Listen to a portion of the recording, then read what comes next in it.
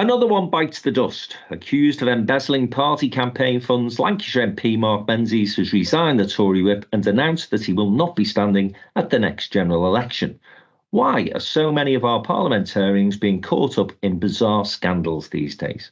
And with just over a week to go before a crucial set of local and mayoral elections, we take a look ahead to the London contest. Could Sadiq Khan be under more pressure than commentators think? Welcome to the latest episode of the Downtown Den Politics Podcast. Just a sort of bigoted woman. Me and my friends sort of used to run through the fields of wheat. You turn if you want to. The ladies not for turning. It will cost. I know words, I have the best words, but there's no better word than stupid. Well, once again, I'm afraid that we are absent of the infamous James Hancock. We've now actually had to send a search party looking for him. We know his triple lock pension is worth a fortune these days, but we didn't think even that would get you 3 weeks in the Outer Hebrides. So, Jim, if you're listening, please do come back. We miss you. Nevertheless, we've got a fantastic guest with us today. It's Joe Phillips, who by now all our listeners will know, former advisor, of course, to Paddy Ashdown and Bob Geldof, now a social and political commentator and author. Her latest book we will talk a little bit about towards the end of today's podcast. But Joe, let's get into this extraordinary story of Menzies, because Mark Menzies got a bit of form. About 10 years ago, he was caught up in a scandal with an illegal immigrant rent boy drug dealer. So that didn't bode well for a future career as a politician, I don't suppose. And then in 2017, bizarrely, he was, again, a very bizarre situation. He was accused of getting a dog drunk, then got involved in a street brawl and ended up paying 500 quid to a vet to basically pump the stomach of this poor animal. Now, the situation arose around December time, we're told, where he phoned a very elderly party worker at 3:15 in the morning to ask her if she could get £5,500 to some bad men as quickly as possible because they had locked him up. She did the thing that my grandma would have done back in the day and hung up on him. And it wasn't until the following morning that his campaign manager apparently accessed her own personal ISA to pay a fee that had then increased to £6,500, and he was subsequently released. Now, the Conservative Party were aware of this story back in January because the elderly lady that was contacted, long-term Conservative activist, informed the Conservative Association and the National Party. But this has only emerged as a story because the Times broke it as a story. So I think there's two parts to this, Joe. I think it's clearly some deeply psychological problems that Mark Menzies has. And then it's the way in which the Conservative Party have perhaps tried to brush the matter under the carpet, which this day and age seems a bit amateurish to me. What do you think initially of the story in itself? Have you ever come across anything quite so bizarre? Well, I think it takes me back to the dying days of John Major's government, actually, when, there were scandals upon scandals upon scandals, but nothing quite compares to this. And there's almost, it's almost as a Armando Iannucci would have written the script, that this old lady, you could almost imagine her sitting there and sort of reaching for the phone. Hello, what's this? But the fact that he had this involvement or was involved in the Brazilian rent boy and drugs thing, you would have thought, wouldn't you, that his local association might have thought, maybe we need to look for a different candidate. There's also questions about money that was given for his constituency office that was then apparently siphoned off or used to pay urgent medical expenses. And in your litany of wrongdoings by Mark Menzies, you forgot to mention the fact that he then went to the last night of the proms drunk, and was castigated for poking people in front of him. So all in all, you think, is this man, would you employ him, Frank, as a businessman? Would you have somebody like that? You might say, OK, you got drunk, you put your bum on the photocopier, you've been a bit silly. But these are serious, potentially criminal offences. And the fact that he's dragged, people who work for political associations around the country, whatever the party, they do it because they believe. And, they work hard, they knock on doors, they stuff envelopes, they do fundraising, they support the local MP, the local candidate and all the rest. It's really, really disrespectful to all those people. But, at the same time, those people chose him as their candidate. And you sort of think, says something about the judgment of these people. You couldn't make this one up. It's ridiculous. Yeah. And I think getting a dog drunk almost matches Jeremy Thorpe, who infamously had a dog, not deliberately had a dog shot. He was trying to get someone else murdered. That's an entirely different story that we may go into at another time. Joe, we've seen this, as I say, extraordinary case sort of unravel over the past week or two. But prior to that, we had the honey trap with William Ragg. We've had tractor porn. We've had Pinchergate. We've had Partygate. We've had Matt Hancock when he was Health Secretary getting caught on camera with his mistress. There's just a litany of so many of these things. And, it strikes me that there's more that I've forgotten than I can remember now. We started off this Parliament with a Conservative majority of 80. It's now almost halved. It's down to 43, I think, now. Is there something that is going on in terms of the way Parliament works these days? Did the lockdown, because of course MPs went off, many of them were new, sort of have an impact on working practices? Is the parliamentary system and Parliament itself long overdue some reform in terms of those working practices, do you think? Well, yes and no. I mean, first of all, I would say, think back to when Rishi Sunak stood on the steps of Downing Street and promised a new era of integrity. Well, that went out of the window pretty quickly.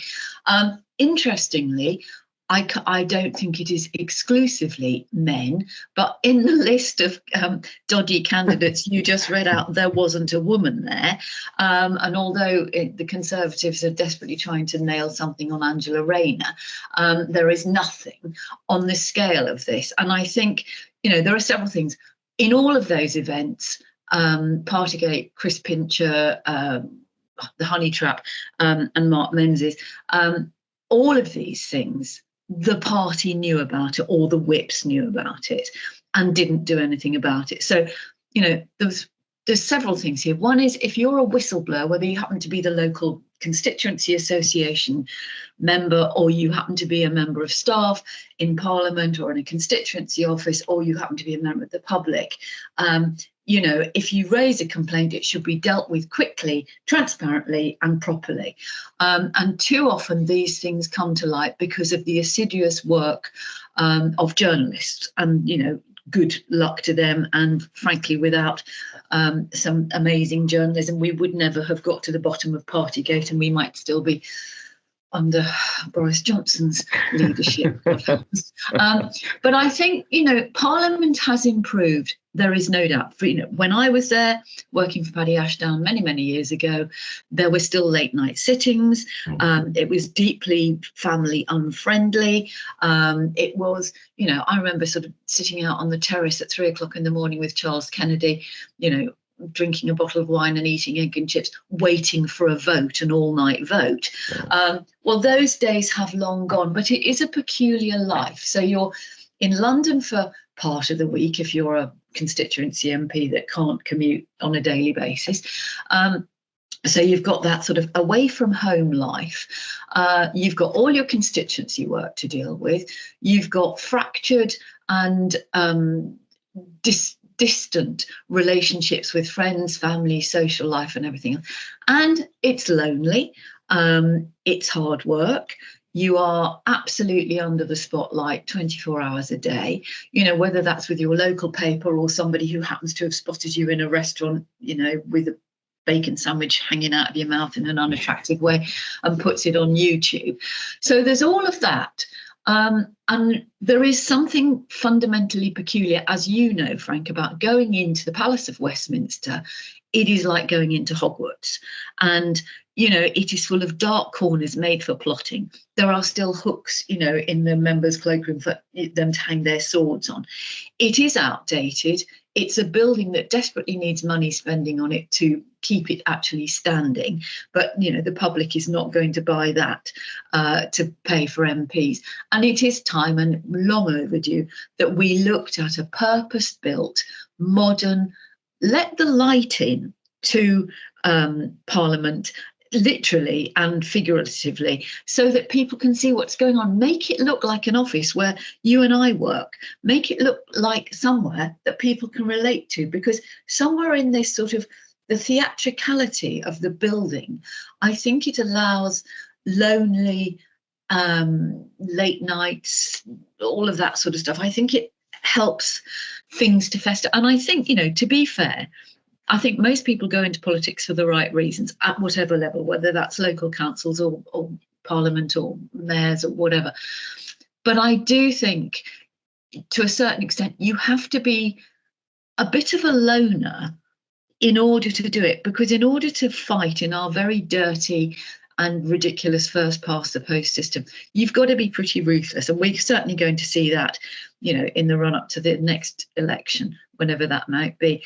And I think, you've got to have a thick skin to withstand the trolling, the attacks, the noise at question time, all of that sort of stuff. And that, in a way, creates, I suppose, it's almost like what people say about public schools and boarding schools. In the end, in order to survive, you have to not give a damn about anybody else. And it does have still that very 19th century feel in many of its, as you say, dark corners. I love the pomp and ceremony. I mean, I'm a modernist who actually likes tradition as well. So I think when you go into the chamber and you see those set piece debates, even Prime Minister's questions, which sometimes we think is a bit too yarboo, but if you speak to Europeans or Americans, they think it is the best political theatre on the planet. And I enjoy those sort of set piece debates. As I say, I enjoy the fact that ministers can be held to account by backbench MPs during those particular sessions. I think the select committees, some of the select committees, the work they do is absolutely fantastic. But you only have to go and see some of the parliamentary offices that still exist today.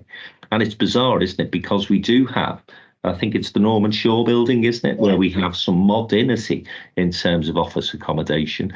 But then, of course, an awful lot of MPs want to be close to the action. That means putting yourself in the Palace of Westminster, where the facilities, quite frankly, are absolutely shocking. I mean, we had an office. I was parliamentary assistant from 92 to 99, Joe. We had an office there which was only fit for dumping your coat and your bag. You couldn't possibly do any work there. But we thought it was great because you were close to the action. I know. Well, and the same. I mean, the press gallery is still, and if Jim was not sunning himself, Lord knows where, he would tell us all about it. But, that is just a labyrinth of corridors and tiny little rooms.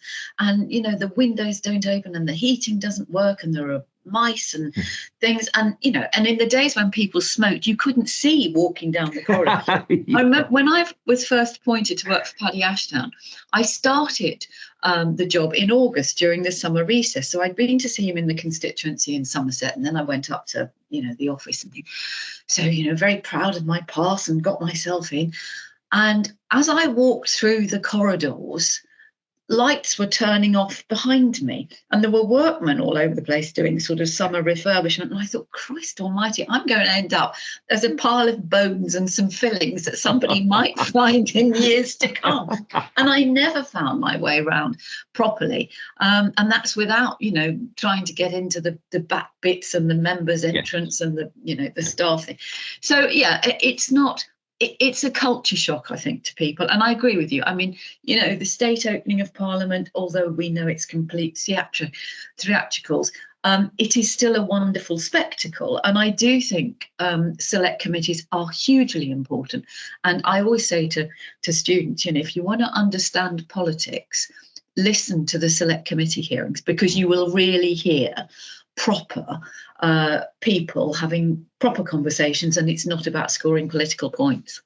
Yeah, and again, when you talk about Parliament, people do have this view that it's full of members of Parliament getting drunk in the strangers' bar, not doing much else. The point that you made, Joe, most in fact all MPs, I think, to be fair, do initially at least go into politics for the right reasons, and they are, I think, worn down sometimes by the lifestyle. I remember having a conversation with somebody when I was probably about 94, 95. I was still contemplating becoming an MP. I was leader of a local authority. I was sort of doing quite a lot in the Labour Party in the region. So there was an opportunity for me to go to the Commons. And somebody said to me, do you like your family? And I said, yeah, I do actually. I love my family. I've got kids, got wife, blah, blah, blah. They said, well, don't become an MP. Yeah. And that is the sad state of affairs, isn't it? Because if you want to have a work-life balance, then actually being a parliamentarian is the last job you should consider. Yeah, completely. And, the toll on people's families, how people like Yvette Cooper, who, of course, is married to Ed Balls, and they were both MPs and in the Blair government, with young children, how they've managed to have normal family relationships and children. But, I've heard Yvette Cooper talk about her daughter being absolutely terrified, when Joe Cox was murdered. And Yvette spoke about her daughter saying, Mum, are you going to come home tonight? It is a terrible thing. Whatever you think of politics, whatever you think of politicians, nobody makes them do it. And to be really feeling that they are under threat is really appalling, I think. So, we should remember that, but it doesn't take away from the sleaze and the scandal that, what Mark Menzies has done is added another cherry on the rather collapsing sponge cake of the Conservatives' 14 years.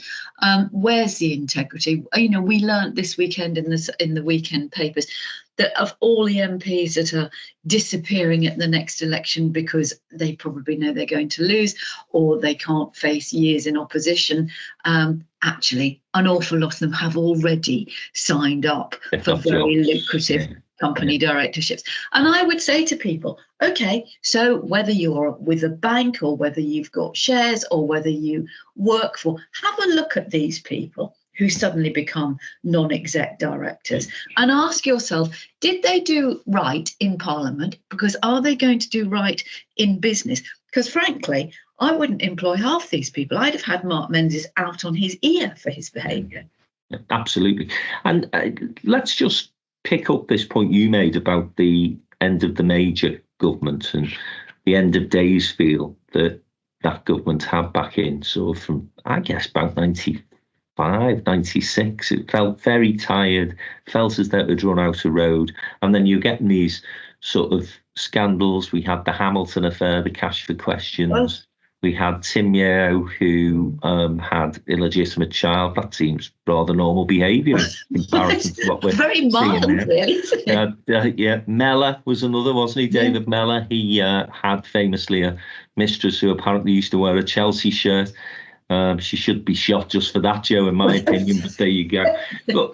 But we look back at that time, and there was this thing, wasn't there? Of God, this government's just so sleazy. Yeah. But as I say, you compare some of those so-called scandals back then to what we're dealing with now. And it doesn't bear comparison, actually. Do you think part of the problem is the Tories have just been in power too long? Yes, I do. I think they've been in power too long. And I think, whatever party was in power for 14 years, it's an awfully long time to keep going. And in that time, we've had COVID, which completely disrupted absolutely everything, unprecedented. Nobody anywhere around the world knew how to deal with it. And that has set everything back. We've had Brexit, which, of course, in my view, is totally unnecessary. And I hope David Cameron gets a lot of jet lag as he goes around the world as Foreign Secretary by some sort of penance. But, we've had Brexit, we've had COVID. We've got a war in Ukraine. We've got a war in the Middle East. There are lots and lots of things going on around the world that have an impact on politics at home. But I think the real problem is that because of the self-centred narcissism of Boris Johnson and the blindness of the Tory party, because they thought he was the great, he's not the Messiah, he's just a naughty boy sort of thing. Well, he turned out to be, worse on both counts on that. But we've now had 6 prime ministers in less than a decade, and Liz Truss, for goodness sake, she can't even hold her own book up to promote it on television. I don't know if you saw that, but it's just worth watching. I should hold mine up, shouldn't I, upside down? But I think they've been in power too long, and I think they also, because they've been so hell-bent on Brexit, they lost sight of anything else. And we can see it this week. Rwanda, the bill has got to go through. That is not the flagship policy that most people on the streets of Liverpool or Canterbury or, Carshalton or Truro are talking about. They want to know about whether they can get a house, whether their kids can get a house, whether the bus is running. Why is the river full of rubbish and sewage? There are more pressing issues for most people. And I'm speaking to you, 20 miles from Dover.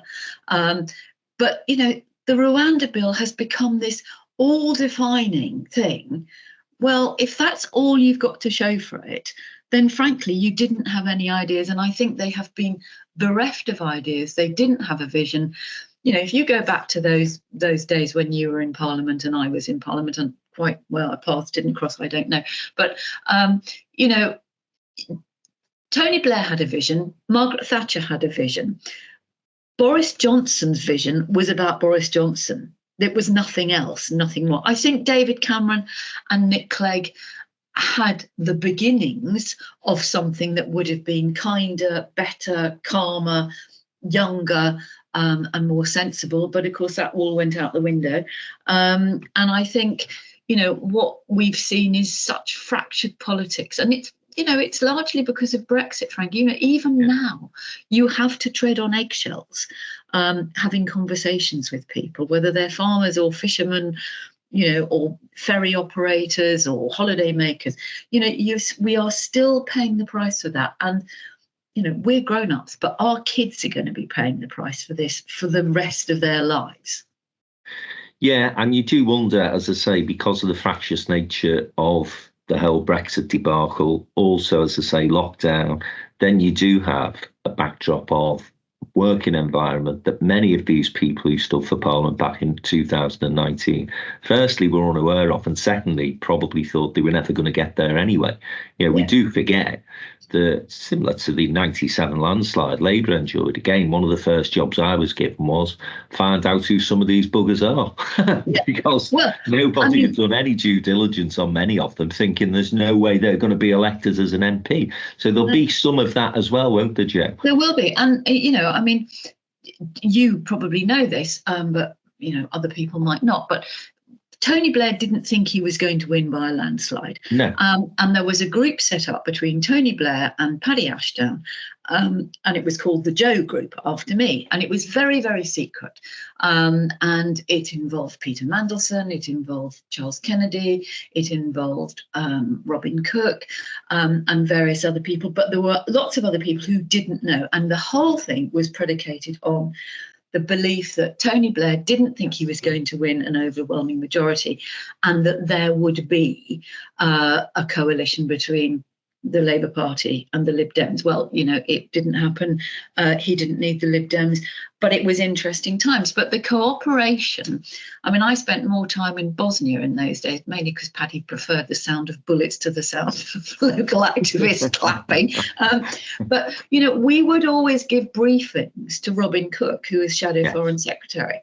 And there was a crossover, there was this sort of cross-fertilization of ideas and the sense of people working together for the common good. And I think because the coalition ended so badly, particularly for the Liberal Democrats, and yet you could argue that because of the things that I've already mentioned, COVID, the wars in Ukraine and the Middle East, and Brexit, actually, more than anything now, we need a coalition of sensible grown-up people who can look beyond the next election. But that's not going to happen. No, it's sadly not, because they are so entrenched, aren't they, with tribalism now, the Conservatives. And in one sense, you do feel as though Sunak himself is trying to hold together an unmanageable coalition. What is it now? 7 families, I think, we're up to, aren't we? And then, as I say, all these people who are knocking about, like Mark Menzies, like William Bragg, who, have no home to go to. And again, on a serious point on those 2 individuals and others, actually, within that parliamentary estate, I think we do need to start to take mental health challenges more seriously within that environment as well. But that's something we can discuss perhaps at another time. The thing is, Joe, Sunak, as I say, trying to manage this huge coalition of people, and of course he's got reform biting at his heels, and you do feel as though he's playing to this right-wing gallery, but at the same time as he's doing that, totally alienating the One Nation Tories and many voters out in the country, particularly in that what we would describe now, I suppose, as the blue wall, who the Liberal Democrats will be seeing as very fertile game for them in the next election. Yeah, absolutely. And there was a survey in the Observer yesterday that actually showed that the culture wars is the thing that makes people put election leaflets in the bin. And the biggest problem is that if people go, a plague on all your houses, you're all the same. You're either bent, corrupt, or you're only interested in anti-woke issues or this, that and the other, then you have people who don't vote. And that is really damaging for democracy. And I think, that we've got to a point now where Rishi Sunak is just looking like the hapless under-manager from a collapsing hotel who's coming to try and soothe the drunken tourists who are going, where's my room? Where's my flight? Where's my coach to the hotel? And he's just hopeless. He's got no, I think you've said it before, Frank, he's got no intuitive politics. He's not a natural communicator. He might be really good with a spreadsheet, but he's absolute, what do they say about football? What do they say about West Ham? Good on paper, shit on grass. Well, I think you could say the same for Rishi Sunak. Might be good on paper, but he ain't that good on the telly. But I do think we need a different style of politics, but we're only going to get that if more people get involved and if younger people go, actually, we need to get involved. We need to make our voice heard, and we need to campaign on the things that matter to us, whether it's housing or the environment or education or the cost of living. So that, there's an awful lot to play for. But the whole thing about reform, reform are very, very good at their own publicity. I still think, and I think I don't know whether I bet this with you or Jim Hancock, I still think Suella Braverman will go to reform. She'll be their big beast. But, when it comes down to policies, they haven't got any. And they're getting rid of candidates. I was going to say left, right and centre, but it's sort of right and right. Right. Yeah. But they're getting rid of candidates because they've picked them and then discovered that, they said a terrible tweet a few years ago. And then you've got Richard Tice saying, well, don't tweet after you've had a few drinks on a Friday. And, if you've got to say that to adult people who want to go into politics, you've probably got the wrong people in the first place. Yeah, it is quite incredible. And listen, social media, and as you mentioned earlier, far more seriously, these threats that MPs now have to suffer, add yet another layer of what I think is a real threat to democracy, actually, because there's an awful lot of sensible people out there who I would love to see seriously consider a future in politics, who look at me in bewilderment at the very thought of putting themselves forward, either at a local or a national level. Let me just finish on this, Joe, because we sort of briefly touched on the major years. That was 18 years of Conservative government, of course, and only 2 prime ministers, Margaret Thatcher and John Major. The whole thing looks like rose-tinted spectacles in a sense, I suppose, but, seemed a lot more stable, grown-up, mature, sensible back then. But then if you look across the border, the SNP have found themselves in some fairly controversial circumstances as well, with the husband of Nicola Sturgeon being arrested again last weekend, I think it was. And it again comes back to this thing, doesn't it? 17 years, Joe, the SNP have been in government in Scotland. And again, you just get that feeling, little bit of entitlement, little bit of this, those rules don't apply to us. Yeah, absolutely. And at some point, it does all start to fall apart. And I'll tell you where this is leading to, because I don't want to get into a big debate about what is or isn't happening in Scotland. But it's a point that you sort of skirted over somewhat earlier, and it's that of our electoral system in this country.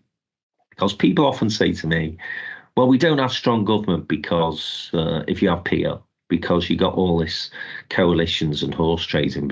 Well, look at what we've got now, is my answer to that. And by the way, Keir Starmer will have his own coalition. The Labour Party's all behaving itself now because they're desperate to get back into power, but that could soon change. And there is a coalition across the centre-left within the Labour Party, from people who've probably got sympathies towards Marxism right through to Social Democrats. So we have coalition government, is my argument.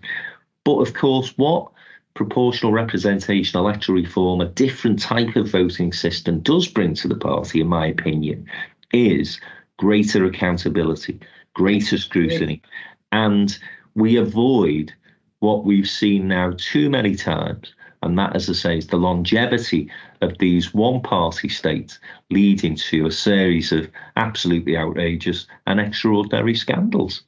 Yeah, and you're absolutely right about the SNP, and of course they absolutely hammered the Labour Party in Scotland because Labour had taken those votes for granted. And the Red Wall, Labour to a certain extent had taken those votes for granted, and the Tories have taken votes for granted in other parts. I don't think they can take anything for granted these days.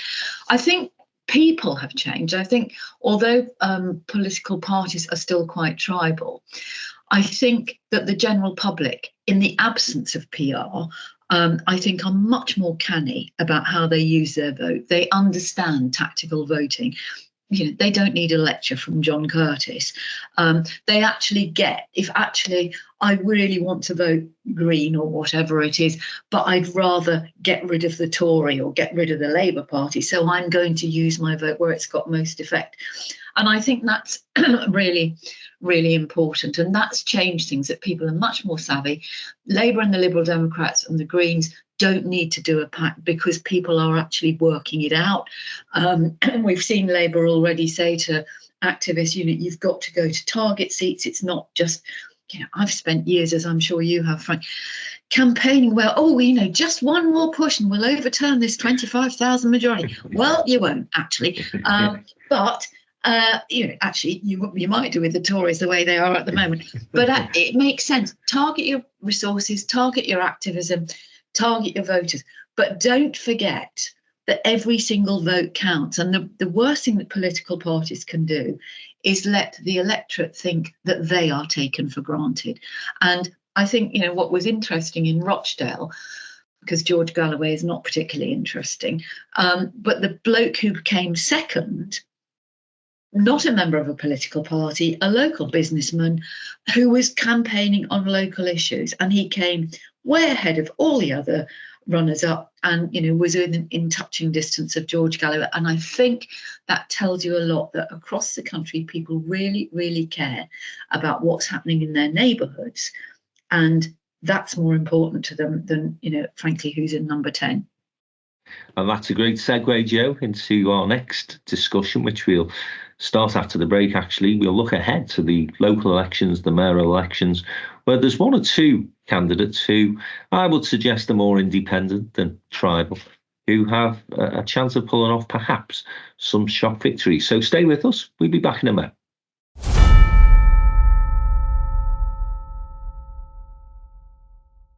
Hi, I'm Frank McKenna, the Chief Executive and Group Chairman of Downtown in Business, and we are currently taking votes for the City of Liverpool Business Awards, the City of Manchester Business Awards, and the City of Birmingham Business Awards. So if you want to vote for your favourites, please go to our website, all the W's, downtowninbusiness.com, vote for the company or the individual who you think is deserving of a business award in 2024, and find out all the details of how you can get a seat at those three great events. So that's the City of Liverpool Business Award on the 4th of July at Sefton Park Palmhouse, and then in the autumn we're at the Lowry for the Manchester event, and we're at Bank, the fantastic restaurant in Birmingham, for the City of Birmingham Business Award. So get voting, get booking your tickets, and we look forward to celebrating with all those fantastic winners when those awards events come around.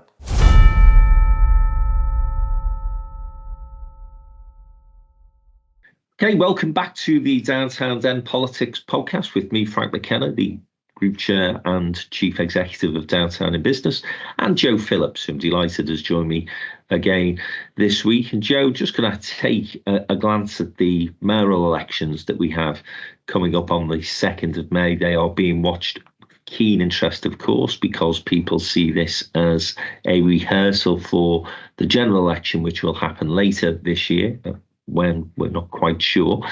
But it always seems to me a little bit of a shame that we couch the terms of local elections and mayoral elections in that context, because I would like to see mayoral elections, local elections fought on the record of those local candidates. So let's look at London.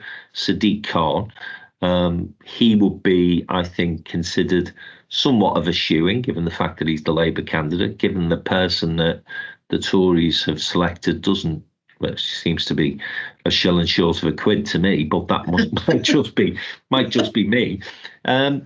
But Sadiq Khan, he must be one of the highest profile politicians in the country.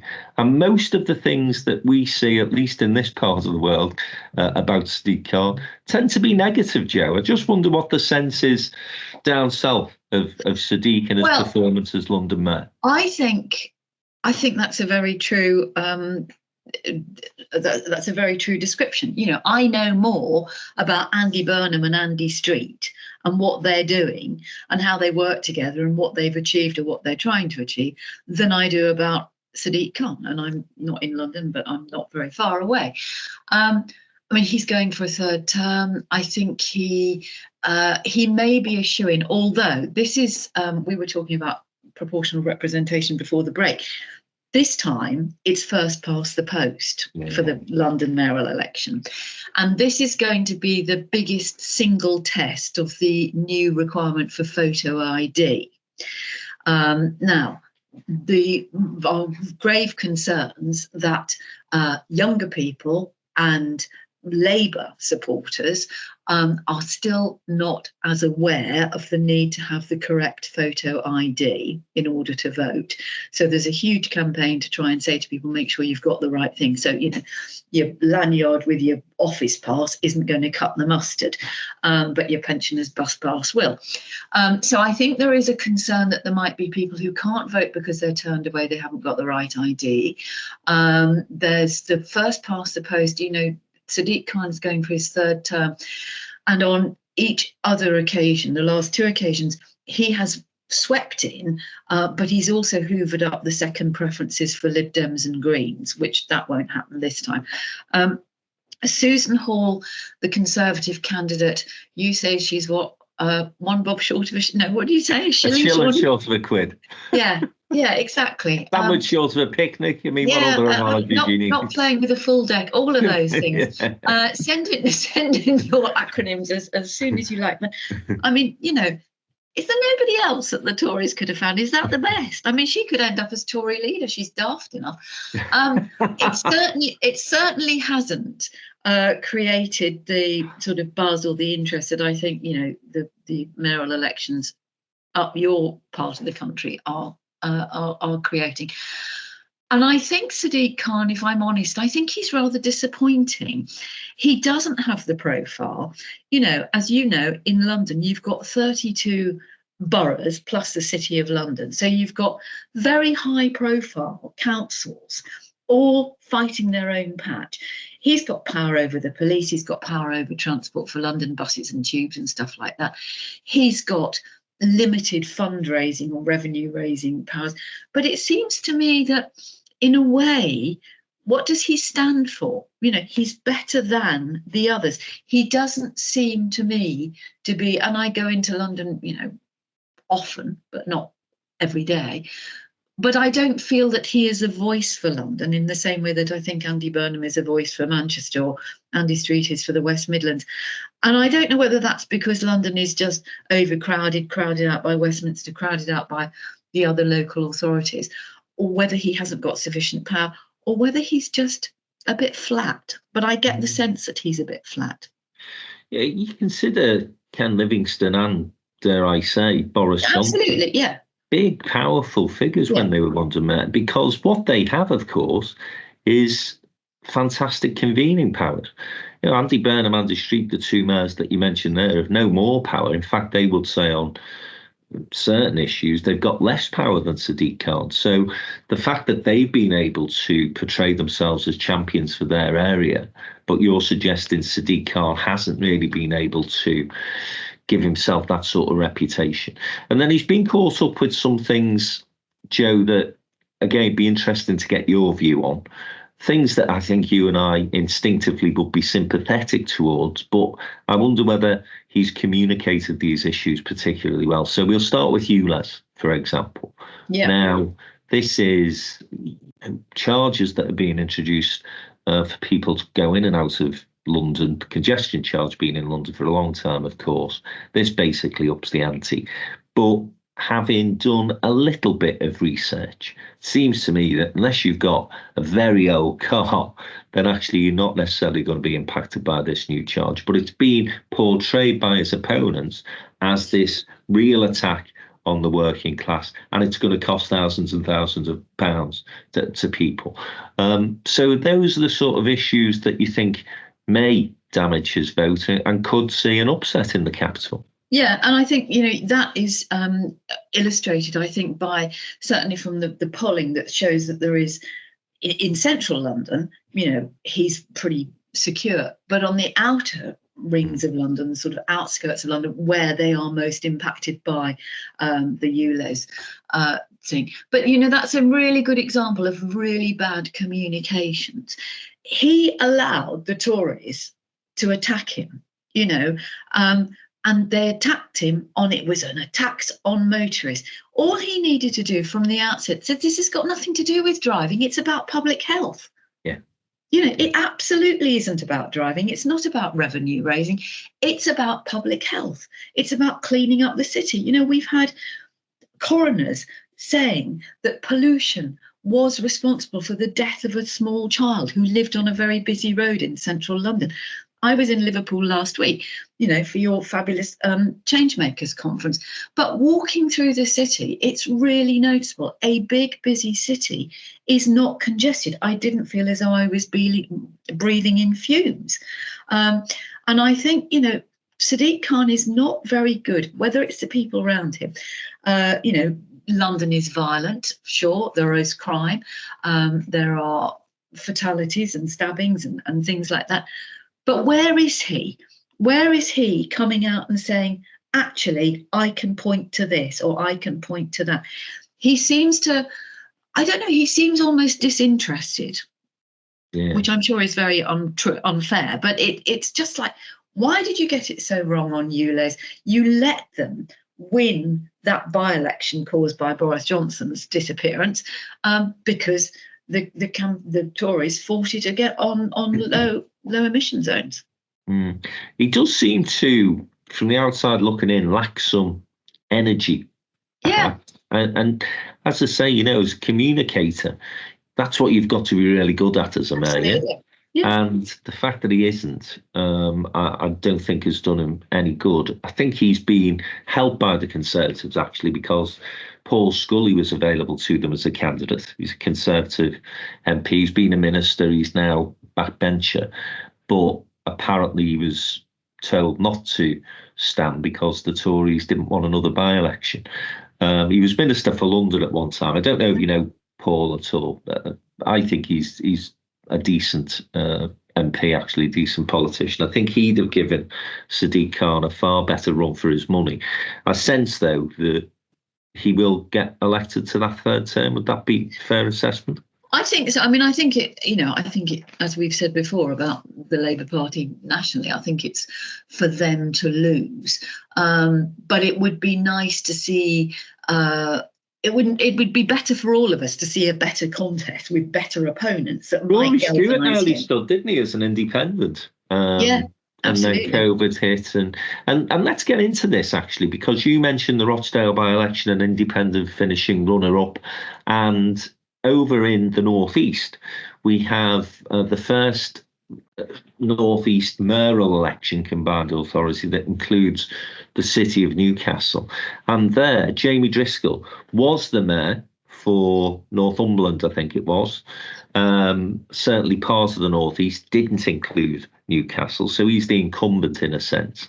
But he then didn't win the Labour nomination, and he's decided to run as an independent candidate against Claire McGuinness, who's the police commissioner, who was sort of seen as Starmer's choice.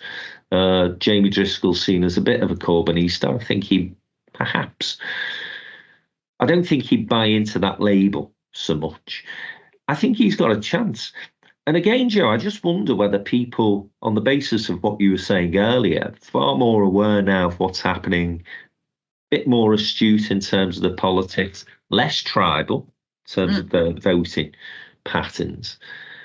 Will we see the emergence of independence moving forward? Because if I take Jamie Driscoll in the northeast and then we move to the West Midlands and we can talk about Andy Street. Now, OK, Andy Street has got the Conservative badge. But wow, is he trying to do everything he can to say, listen, I'm running as Andy Street? And if he wins, I'm sure Sunak will try and take the reflective glory. But that will all be about Andy Street. And similarly, you know, Jamie Driscoll, as I say, in the northeast, these independent candidates, particularly in mayoral elections, I think could make a real difference. Yeah, they can. And I think people get it. And I think people locally get it because they can see what's going on. They can see what people are doing.